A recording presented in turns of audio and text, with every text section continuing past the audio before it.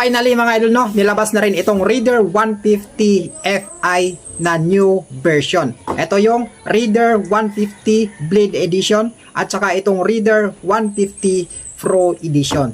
So, i-reveal natin ngayon kung magkano yung price ng dalawang motor na to. So, ito yung upgrade ni Suzuki Raider 150 Fi mula doon sa old version nila hanggang sa meron na silang Blade Edition tsaka Pro Edition. So, pagdating dito sa Blade Edition nila mga idol, no, ito yung naman yung price niya, 130,000 pagdating sa cash niya. Pagdating naman sa installment niya, magda-down ka lang ng 15,450. Pagdating naman sa 1 year is 9,616. Sa 2 years na naman is 5,682 at 3 years na 4,370. So, pagdating naman sa available na color nila is meron itong ivory gray, blue gray, gray black, tsaka red black. So, itong Blade Edition nila mga idol, no, meron itong assist and slipper clutch na nagpapasmooth pagdating sa gear shifting, lalong-lalo sa kanyang downshift. At pagdating naman dito sa Pro version nila na Raider 150 Fi na to, meron siyang price na umaabot ng 146,400 pesos. Pagdating naman sa down payment niya is 21,960